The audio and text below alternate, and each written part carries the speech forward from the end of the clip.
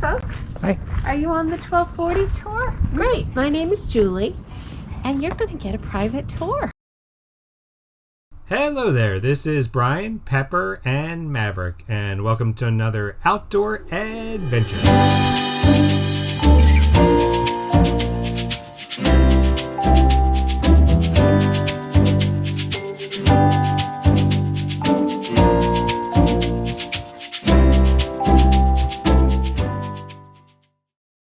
In this first part of a two-part series, we are going to be exploring the town of Salem, Massachusetts.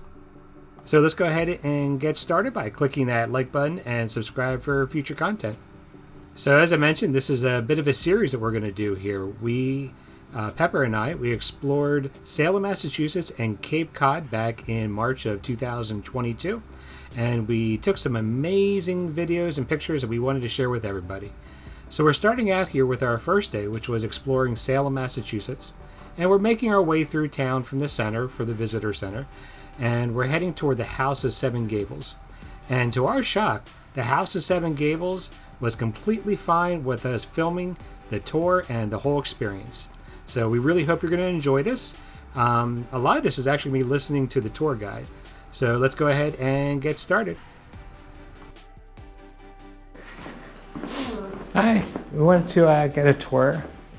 So, we do require masks. If you don't have any, I can give you some. Thank you. Yeah. He has one. Oh, wait, you know what? I might. Okay. Oh, I do. Yeah. Yep, Okay, I'm good. he has two. I packed one for him. So, you said you guys would like to do a tour? Yeah, it's 1240 is the next one, right? Let me see if I have available spots on that one. I do. Okay. And for two, that'll be 40 altogether. Okay. Oh. Whenever you're ready. Where are you guys visiting from? Pennsylvania. Pennsylvania? Yeah. Nice. Almost 6 years here, the most common states I hear from tourists from the U.S. are Pennsylvania and New Jersey. We're in Pennsylvania. We're outside Allentown. Allentown? Yeah. I've always liked Pennsylvania's flag with the two black horses. I think they're very pretty. You also have, is it Hershey? Yeah, Hershey. Yeah. So just make sure you wear those. Okay. You just have to wear the white part there. And your tour will start 1240 just right outside there by that red sign. Okay. And here's a little map of our grounds. Okay, cool. Enjoy. Thank you. And if you can choose the Russians too, they're right there. Okay.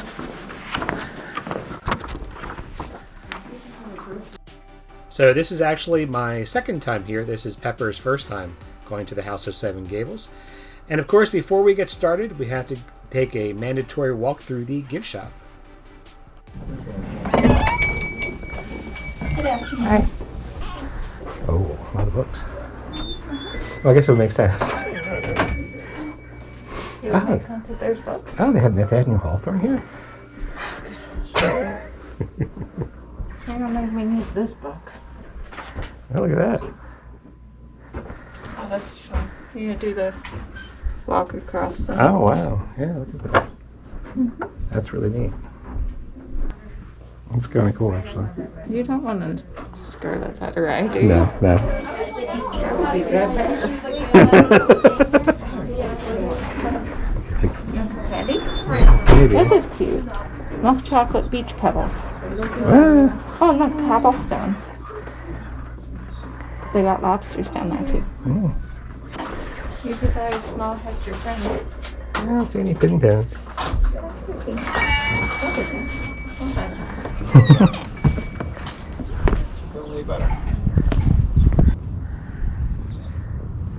Hi, folks. Hi. Are you on the 1240 tour? Great. My name is Julie, and you're going to get a private tour. Oh, wow. Sometimes it gets a little slow around lunchtime. So, yeah, you lucked out because now we're allowing as many as 10 people. Oh, wow. Have you ever been here before? She hasn't. I've been once or twice. So, Okay. Yep. And where are you from? Pennsylvania. Oh, Pennsylvania. Oh, so pretty down there. Yep. Yeah, yeah. Do you have any questions, or is there anything in particular you want to know a little bit more about as we go through the house? Me? Not really. Okay, So, yeah. then I'll get started, and if you have questions, just jump in. Okay. So, before this place was known as Salem, it was called Naumkeag. And the Naumkeag people would come down to the coast in the summertime They would collect shellfish and grow corn. And then when the weather got cold, they'd go into the woods where it was more protected. In 1626, a man named Roger Conan established an English settlement here, and they were mostly fishermen. In 1668, John Turner, who was a ship captain and a merchant, built the House of the Seven Gables, and it's on its original site. The 3 houses on this side of the garden were all moved here for preservation. Gables, not so. This was a working property, so they didn't have a beautiful garden like we have. They would have had a small kitchen garden for vegetables and herbs, and they would have had warehouses because their wharf was right here. Oh, okay. So they were unloading the ships. So they had warehouses full of things they were bringing back. They had a barn. They probably had drying racks for the codfish. So this was a noisy place and could be a smelly place. But this is how they made their living. So it's not the way we look at waterfront property today. Very different. In fact, a lot of the wealthy families ended up building houses away from the water because it was more fashionable. So, do you know what a gable is? I'm not sure. It's a triangle in the roof line, so we've got 2 of them here. They're on all 4 sides of the house, so it's a little tricky to try to count them. But later on, when we're inside, I'm going to show you a model of the house, and when you look down on the model, you can count them very easily.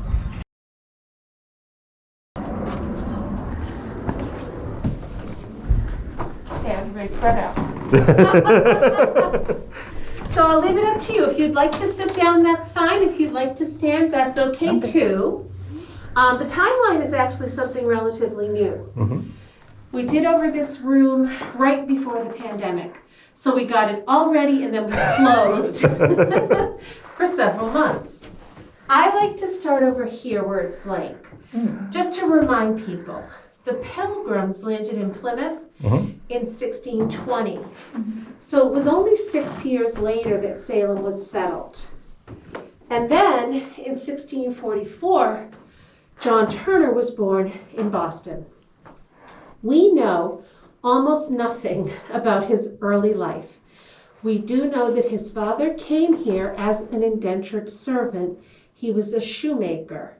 How his son John became a ship captain and a merchant, we really don't know, but he was very successful. In 1668, John and his bride Elizabeth started building this house. So originally it was 2 large rooms, 2 rooms above and a full attic with a center chimney so there would be a fireplace in every room. But the Turners had a lot of money and a big family. They ended up having 5 children. So they added on to the house twice. And when they finished, they had a mansion. One of only about a dozen in New England at that time, and the only one that remains today.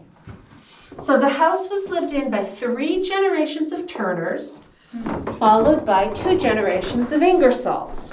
And that's where we get our connection to Nathaniel Hawthorne. So yes, he was born in Salem, but no, he never lived in this house. It belonged to his cousin, Susanna Ingersoll. And they were very good friends. So we know Hawthorne came here quite often. And in 1851, he published a novel called The House of Seven Gables. Have either of you read the book? I have not. Okay, not to worry. It was very popular for about 100 years. So when my parents were in high school, they read the book. However, nowadays, when they teach Hawthorne in high school, they read The Scarlet Letter. That's the one I've read. And oftentimes some of his short stories. So, in 1908, a woman from Salem named Caroline Emerton bought this house. She hired an architect named Joseph Chandler, and they worked on the house for 2 years. We opened as a museum in 1910. Miss Emerton had 2 passions. The first one, saving the old houses. So we have a little campus now, and we have 3 other houses that were moved here. She was also passionate about helping immigrants. At that time, they were coming to Salem from Russia, Poland, and Canada. They came to work in the mills and the leather tanneries. Miss Emerton opened up a settlement house, which is a place where they could go to learn English and job skills and household skills, all sorts of very practical things. We continue that work today. So we offer English as a second language classes and preparation for citizenship. Every year, a judge comes here and people take their oath of citizenship on the front lawn. Oh, wow. It's very exciting. Last year it was in September and we welcomed 23 new citizens. Oh, wow. Yep.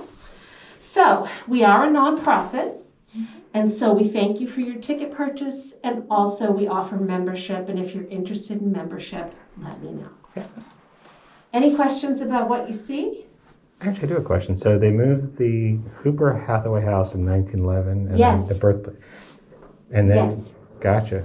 How did? Because I mean, obviously they didn't have like the big house movers like they do now. Like, how did they take it apart? Or? It's interesting. They did not. So the Hooper Hathaway house, which I don't. Were you walking around earlier? Do you know which house it is? No, not sure. It's the black house closest to the water. okay, yeah, It looks a lot like this house, but smaller. Yep. That was moved here in 1911 from a few blocks away. They rolled it on logs Oh. that they pulled with oxen. Mm-hmm. That's And crazy. they did that for both. And then in 1958, the house that Hawthorne was born in was going to be torn down. Oh, So we saved it and moved it here on the back of a truck. gotcha. And it's funny, that's the Hawthorne Hotel, and that's a statue of Hawthorne, and there's his house driving by. Oh, they were going to take it So, down. yeah. That's crazy. So I don't think we really have room for any more houses at this point. But also, luckily nowadays we try to preserve the past. In the 1950s and the 1920s, they were trying to get rid of the past. They wanted everything to be shiny and new. And so Miss Emerton was really ahead of her time in terms of trying to save the houses. All right, I have to step out for a minute to unlock this door. I'll be right back.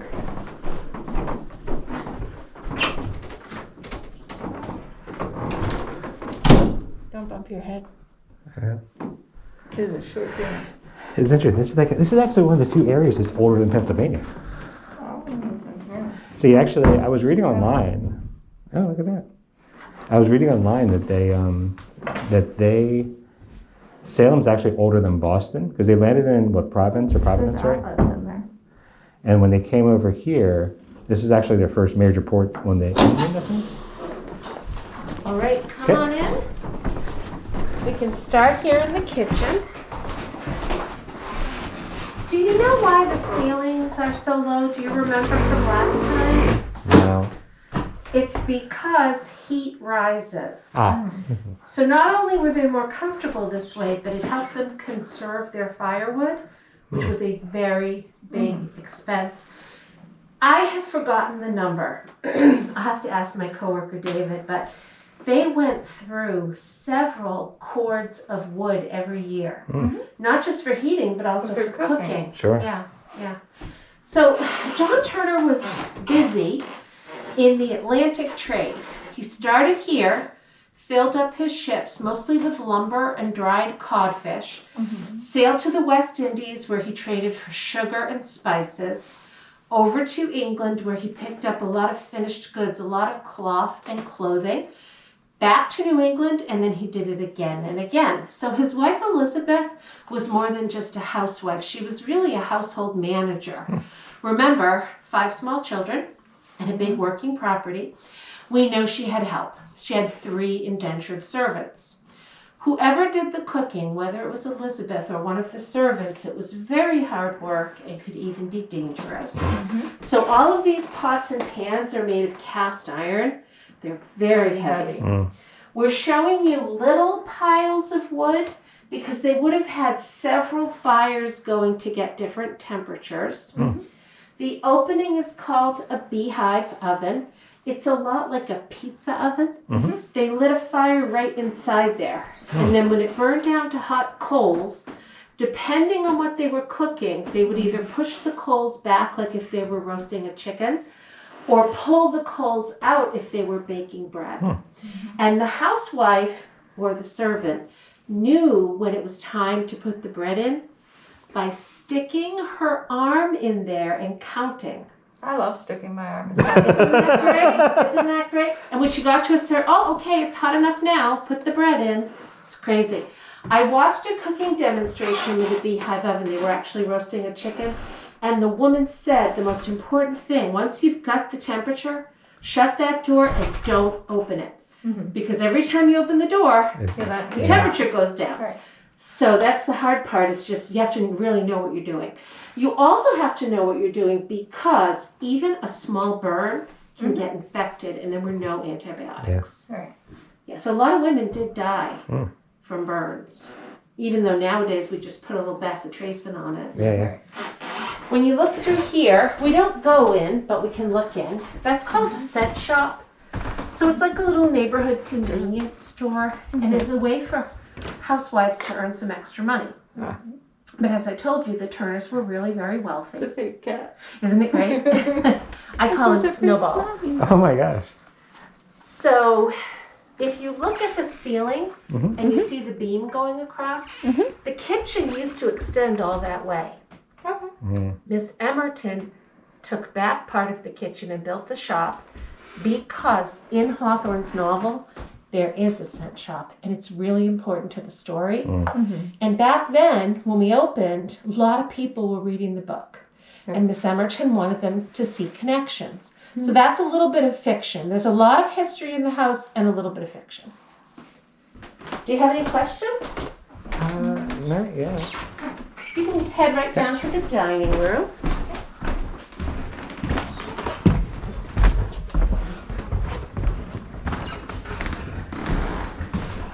All right, so here's a room that looks very different.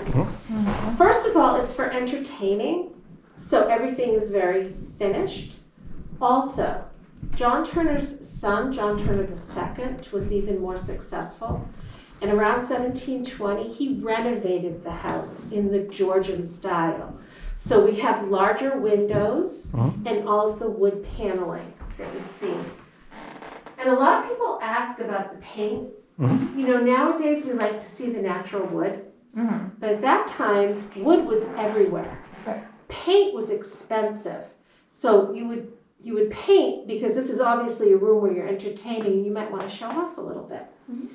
Also, candlelight and firelight are very smoky. So if you could afford paint and paper, you went with something that would brighten the room. John Turner II eventually died and left the house to his son, John Turner III, and he sold it to Captain Samuel Ingersoll. That's that other name on the timeline. So over here on the left, we have the ports of Canton and Macau, where merchants were bringing back things like silk and tea and pepper. And the blue and white dishes that you see on the table, that's called Canton ware, and it was very fashionable.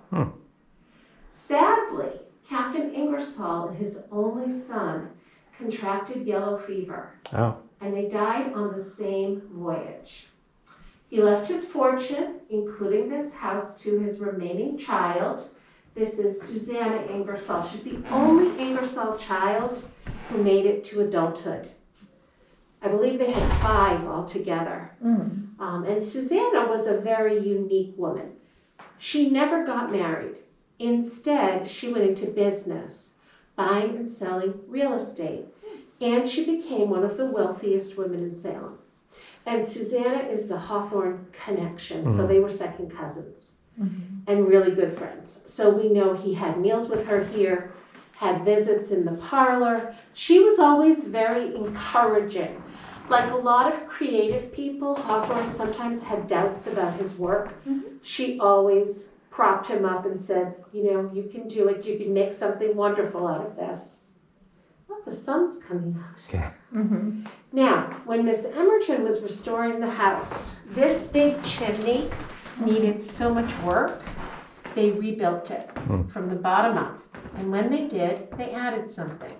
Have you told? All right, so there actually is a secret feature to this tour in this house. If you ever plan on visiting here and you want to keep the secret safe until you visit yourself, go ahead and skip to 22 minutes and 30 seconds. And you'll be able to avoid this spoiler. Otherwise, just keep on watching. This is actually one of the coolest features of the house. You're not told. This is a firewood closet, which is pretty common in New England, but the back wall is a door. Yeah. And we have our secret staircase. Oh, you need a secret staircase. How Nancy Drew. Exactly. So Miss Emerton knew if the tour had a little surprise, more people would come, and that would support her settlement. Also, in the novel, there's a character named Clifford, and Clifford keeps appearing and disappearing all over the house. Mysteriously. So Miss Emerton used to actually call the room at the top of the stairs Clifford's bedroom. It's 20 steps, a little bit steep, a little bit narrow. You are welcome to go up this way, or I can take you the front stairs. We can go. You want to do it? You might want to take off your backpack. It's easier to get around. Okay. You didn't bring your backpack, right? Nope. You want to go first? Okay. Lead the way. Oh, wow, I'm it's sorry tight. about that door. It's not staying open. No, no worries. There you go.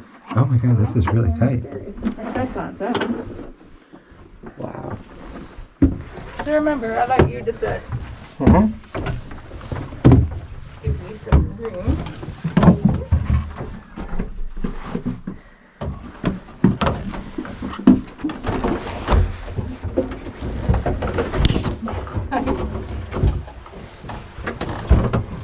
Oh, it is really.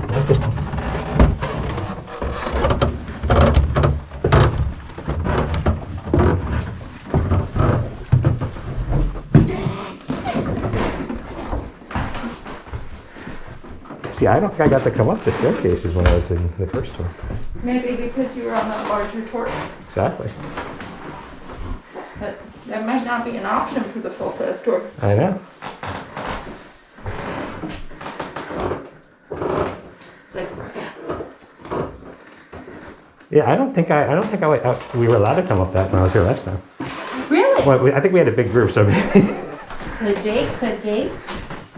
I've had people say that they weren't able to come up, and I know a few years ago we had to do some work on the house, and this was closed off. There you go. Way to have it. That's cool. Now, you may not realize, but we're all the way up on the 3rd floor. Oh, wow. So we're now going to move into the attic this way. I have to go first. Yep. Hey, you know what? I led the way the first time. Oh, man. I can't tell you up these stairs. No. That's fine. The bucket. All right. So this is really the most original part of the house. Looks pretty much the way it did when it was first built. The frame is made of oak. The floorboards are pine, which is why they're kind of squeaky. Yep. The boards where I'm standing, back to the window, those are all original. And they're all less than 24 inches wide. Now, there were bigger trees. Any idea why we weren't using them? Because we weren't a country, we were a colony. And the larger And woods went back to England. wanted them. Yeah, warships. And everything England else. had really cut down most of their own forests. Yep. So they were very excited about these old growth forests here in the New World. So those big trees were called King's Wood Yep. or King Pine, and they were off limits.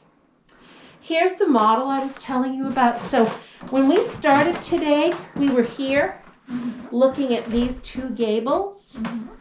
When you look down, you can count them. This, we don't count as a gable. We call it a dormer because it doesn't come all the way up. Gotcha.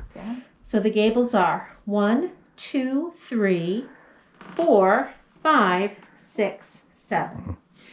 This is where we started. This is the room with the timeline. And by the way, that's the back door. Okay. When we go out today, we'll go out the front door. Right now we are here. Oh, it's So very, this it's is one of the It happened on gables. 5th Avenue. The Oh. Christmas movie with a hobo that moves into a rich person's house. I've seen it. Yes, but he always sneaks in the back door. And That's like, right. next year. He's coming in the front door. Oh, that's awesome. I had never seen that movie until I think it was 1 or 2 years ago. It's a great one. It's been a lot more than 2, but probably not more than 5. And it's like, oh. But it's from what, the 30s or the 40s? I think 40s, because I think the one guy might have been like an ex-World War II vet. That makes sense, yeah. This is what they started with. A very nice home. Lots of money, lots of kids, they added on. This was called the Kitchen L, and it was mainly for preparing and storing food. And then, in 1677, they finished the house with 7 gables. So, here's the house when it was finished, 7 gables. However, old houses don't just stay the same year after year. So when Captain Ingersoll bought the house, it was over 100 years old. So it was completely out of style. It also, the Ingersolls had a much smaller family. They didn't need all the square footage. I like to say Captain Ingersoll did not buy the house for the house. He bought the house for the property and the wharf. Yeah.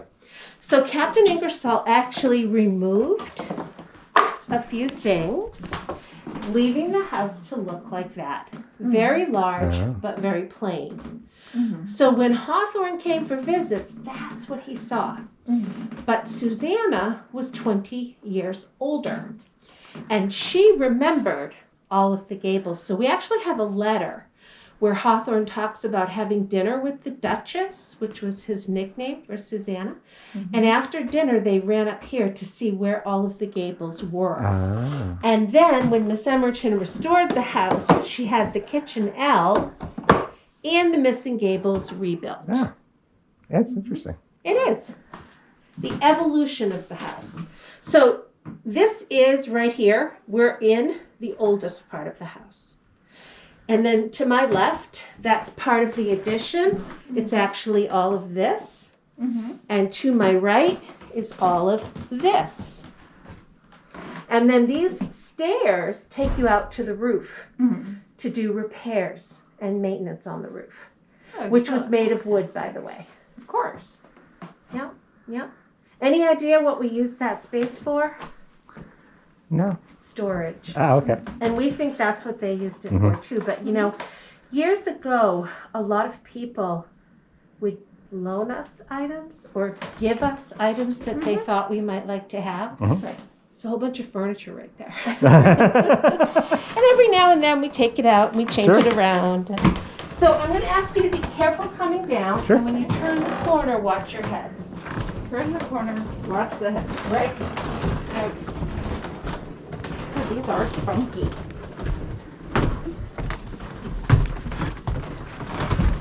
So I remember.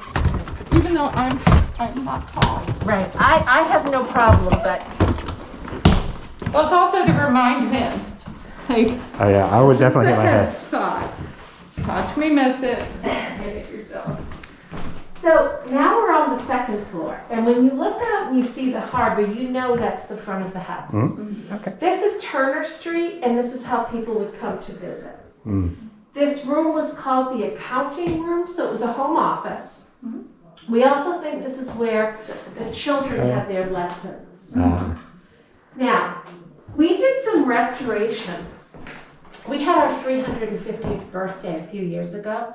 Right where you're standing, basically at the end of the fireplace, they built a wall, and on the other side where the desk is, they put in a bathroom. I'm gonna go with In me. 1930. And even though it was in perfectly good condition, it's not historically correct. So we took it out, took down that wall, and where that wall meets this wall, there was some wallpaper. So we had an expert come in and take a look.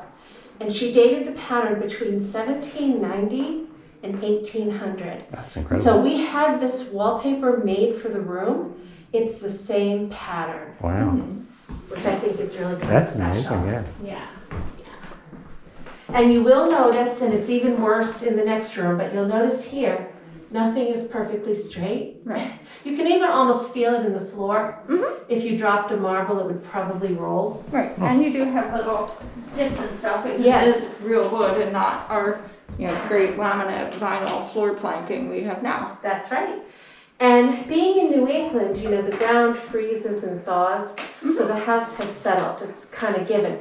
But we don't think anything was perfectly straight to begin with, because we were such a little colony back then. We just didn't have the best craftsmen. We just didn't. They didn't come here because they wouldn't have made enough money. So everybody just kind of did the best they could. Now, you haven't read the book, correct? Right. But you like old movies, right? Yeah. Okay, they did make a movie out of the House of the Seven Gables. There was a silent movie, and it's gone. We can't see it, and they can't find it, so it's gone. But then in the 1940s, they made it into a movie starring Vincent Price. Do you know who I mean? Oh, I know Vincent Price. She's seen I'm surprised you haven't seen this movie actually. Vincent Price has a lot of connections to this house. Vincent Price has my accent, Yeah, she. What do you? What's it? Oh, I've been trying to affect a transatlantic accent. It's not hers. Oh, Yeah. interesting. Yeah, she's really good at it. Well, I was a little disappointed when I watched the movie because they did change the story a little bit. But Vincent Price was a handsome leading man. So I looked him up on Wikipedia. And apparently he started his career actually when he was in college. I think he went to Yale. And then he was studying abroad in England, and he was in theater productions. So a couple of different people said you should go to Hollywood. This must have been, I think, around the 1920s. So he went to Hollywood, and at the beginning of his career, he was a handsome leading man. He was not a scary professor. So that's one connection to this house. In the 1970s, we used to show a film before people came in to see the house. He narrated the film. Let's see. There's another. His daughter, his youngest daughter from his last marriage. So she's probably only about 60. She is a motivational speaker, among other things. And she came and spoke to us here. She did a lecture. Very interesting. He was a Renaissance man. He knew about food and My wine. parents had the cookbook. Yes. Like Dr. Fives. Right. Theater of Blood Guy. Yeah. Cookbook. No, his daughter said that when they went out to eat, if they really enjoyed the meal, he would go into the kitchen and ask for the recipe. So he was amazing. He was really, really interesting. And he has, as I say, a lot of connections to the house. All right, let's see a different room. We're going down this way, and it's a room that's in progress. Okay. I like the built-in doors. I do too, yeah. It's interesting to see how much wallpaper there actually is on the. Oh, this one doesn't have it. Yeah, not yet. There were. Well, I'll show you something though. And I'm sorry if this room is a little disappointing, but I'll tell But you. you No. can see how many colors the floor was. Oh yeah. Black. That's a little bit of wallpaper. Oh wow. Yeah, you have to get close to really see. That is really interesting. I don't know if anyone has examined it yet. So this is called the dining room chamber, which means the room above the dining room. So this is the original part of the house, and it was the master bedroom. And then when they added on to the front, they moved the master bedroom there, and this was a room for the children.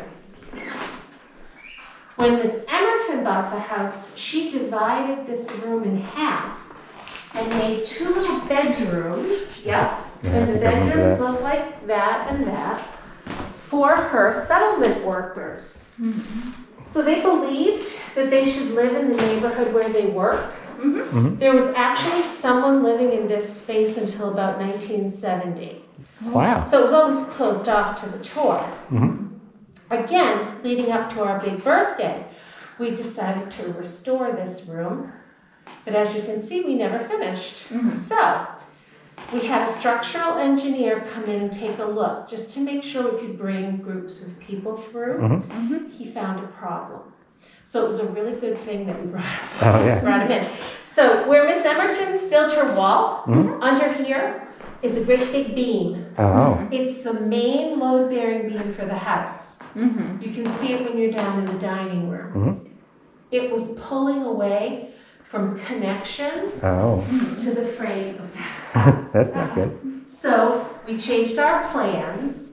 We did a big project. We lifted up this floor, and underneath we found what we think is the original floor, and it's in beautiful condition. Wow. So I'm hoping when we do finally decorate the room, we might cut away and show some of that floor. Sure. We took down the ceiling in the dining room, and we put a steel rod through the beam, and then we rebuilt the connections out of metal. So everything's nice and tight, we can bring people through. Now we have to decide how to decorate. Right. And our curator gave us these 3 displays to remind us things we want to keep in mind that might help us know how to decorate. So this first display is about the merchants, the China trade, the maritime trade. This piece that looks like a tile is not a tile. Any idea what it is or what it's made of? Almost looks wooden, but It comes from China, okay. and the inscription, the characters say China Tea Company, and then the name of the town, and I'm sorry I don't remember it. It's compressed tea leaves, Oh my gosh. and it's called a tea brick. And you can just imagine you can fit a lot of these on your ship, easier than big boxes of loose leaf tea. Right. The cone shape in the blue paper is sugar. Okay. It's unrefined, so it's solid. If you've ever left your brown sugar out by accident Right. or not closed it up properly, it gets brittle. That's what this is like. They shaped it in a cone because it fits better in the barrels on the ships. For 30 years, Salem was the richest seaport per capita, not the biggest, but the richest in the colonies. After the War of 1812, that changed. They actually made the merchant ships a little bit different, which improved the ships, but our harbor is not deep enough. So they just passed us by. So Salem went into a decline. And then luckily, Hawthorne was born here in 1804 and published his novel in 1851. And you know, I'm going to say something to the curator. We need a picture of Hawthorne when he was young. This is toward the end of his life. Sure. So anyway, the house, I should say, the book, put Salem back on the map. Even before we were a museum, people traveled to Salem to see the house. Yeah, I think I read that. I think actually people would come here because Boston wasn't even really a thing back then as much, right? Yeah. Yeah. Colonial revivalism started around the time that this house became a museum. So around 1910, people started looking back at colonial history and wanting to preserve it. Before that, though, in the 1800s, Salem was just a has-been. Yeah. And everything was, falling apart. People. And then the Upton family, who bought this house in the 1880s, talked about people actually knocking on the door and wanting to come in, having read the book. Well, I think we're going to take a pause in the video here, and we're going to start our part 2 next week of touring through Salem. We hope you enjoyed this video, and if you did, please click like and subscribe for future content. It really does help out the channel. And we hope to see you again when we pick up part 2. So until then, get out there and make your own great outdoor adventures. And as always, take care.